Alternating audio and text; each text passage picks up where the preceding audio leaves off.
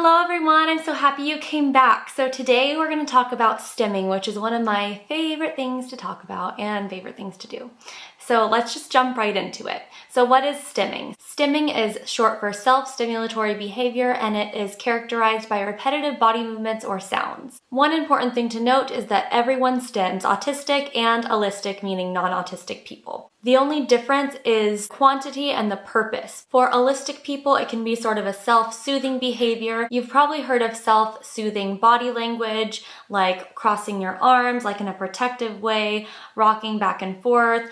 This is also like tapping your knee, like tapping your leg up and down, or other stims kind of tied to anxiety, like biting your nails or twirling your hair. So it's sort of a physical manifestation of your feelings on an outward level. So for autistic people, stimming is more of a necessity. Yes, it's a self-soothing behavior. Yes, it's self-regulating, but if we don't do it and if we suppress our stims, if we're being forced to suppress our stims in any way, they are going to come out eventually, and that could be in the form of a meltdown. Because it's the way that we help our brains process things, it's how we can help process our emotions and the things that we're taking in from our senses. So in my other videos, I talked about sensory input and how that's something that is a difference between autistic people and allistic people, that the way that we experience our senses is different. Whether they're hyperactive or hypoactive, it's just different. So allistic people can typically process the information coming in through their senses pretty well. Their brain is developed to do that. The difference between their brains and our brains is that we can't process them so well. So we process them in ways that are sometimes visible to other people, like stimming.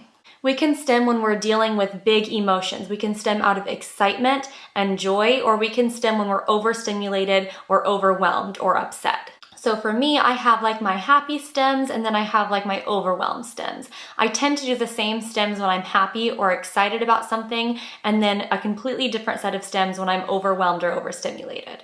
And I also want to say the reason why you don't see some autistic people stimming is typically because of masking, a process of camouflaging and assimilating and copying the physical characteristics of other people. So I talked in my last video about going through some difficult times during my school years with bullying. In middle school, I did a lot of stimming out of kind of anxiety and fear with the pressures of trying to fit in socially. As a small child, I did a lot of happy and joyful stimming.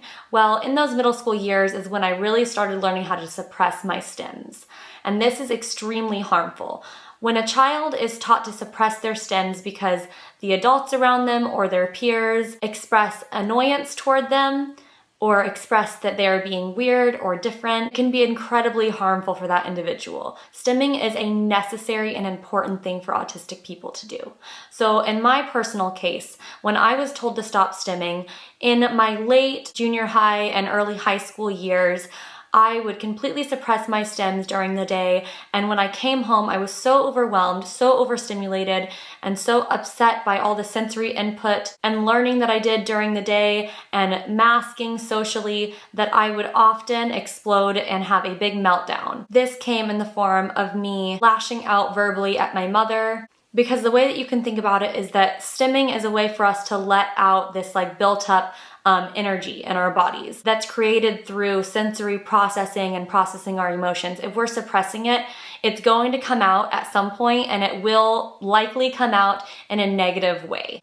Now, I want to also add the caveat that while stimming is important and necessary for us, it can also be quite dangerous for some individuals, specifically people of color, and even more specifically, Black males. So it's easy for me to say, we need to unmask, we need to be comfortable stimming in public and normalize it. We should, but it would be a lot more socially accepted if I was stimming in public, a white, seemingly unthreatening female. If a Black autistic male was stimming in public, they are a lot more likely to be questioned or interrogated by police. So this is why it's so important for us to spread awareness about what stimming is. A lot of people, even professionals, like people in the police force, don't understand what stimming is, and it can seem threatening to them. And to piggyback off of that, there is some harmful stims.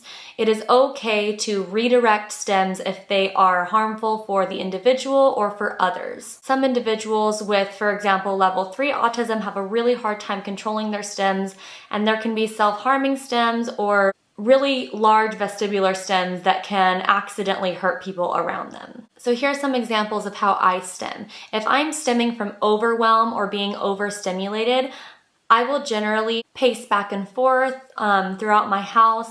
I'll kind of rub my hands together as I'm doing it. Sometimes I'll stand at this kitchen sink at my waist and like rock like this back and forth. And even though I'm a talker, I will go nonverbal. My husband has learned to pick up on when I'm overstimulated and when he can see me stimming. And really try and help give me the space, kind of take the kids away from me, offer to kind of really hold down the fort and offer suggestions like maybe you should go to our room and have some time alone, because he can really see when I'm maybe about to have a meltdown and need to just kind of be by myself. I'll also kind of rub my temples like this, or be rubbing my face like this, or take all of my hair if it's down and hold it on top of my head and be pacing around the house. So that's kind of how my overwhelmed stems present themselves.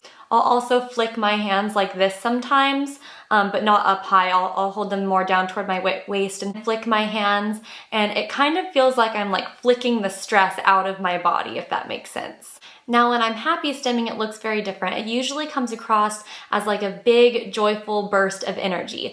I'll just like really excitedly jump up and down and go like this with my hands sometimes. Sometimes I'll flap my hands or hit them a couple times really hard together like this, kind of like this part of my hands. I also really enjoy just picking up one of my kids and spinning around in circles or dancing with them, big vestibular stems like I talked about before. And sometimes I'll squeal in a really excited, high-pitched voice, and it can feel really, really good to let these stems out and let go of that energy.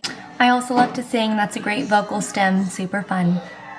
So stimming is good and it should not be suppressed, and we need to normalize it more. I know it can be really scary, particularly if you're a high masking individual and you learned at an early age that stimming is not socially acceptable. It can be really nerve-wracking to start unmasking and allowing yourself to stim. In fact, a lot of us have to relearn how to stim. It can feel really deliberate or unnatural or almost like you're faking it in the beginning, but your body will remember. And once you start letting your body move in the way that it naturally wants to move during these big, overwhelming emotional bursts, it will start to feel more natural. And remember, autism is centered around regulation and the way that we view the world. So if we're viewing the world differently and we have issues with regulation, we should really be allowed to process these things in whatever way works for us. There are so many different ways that you can stim. There's visual stems, auditory stems, verbal stems, vestibular stems. And if you are someone who generally masks, I really challenge you to explore this. I've recently started exploring it more, specifically at home around my family, and now I don't even really think about it. It just happens and it feels natural and good, and it decreases the amount of meltdowns I have, and there's really nothing to be ashamed of. If it helps you regulate and it brings you joy, then that is a good thing.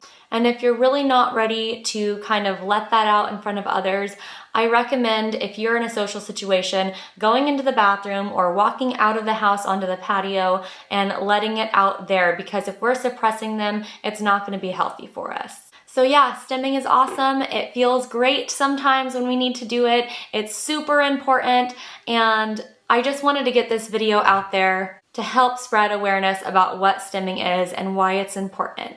If you have any questions or curiosities, I recommend going back and looking at some of my previous videos. If you're watching today and you're not subscribed, please hit the subscribe button. I can see in my analytics that a lot of my returning viewers are not subscribed, and subscribing can really help this channel grow. I'm really loving this community and I really appreciate every single one of you. Thanks for coming. Bye.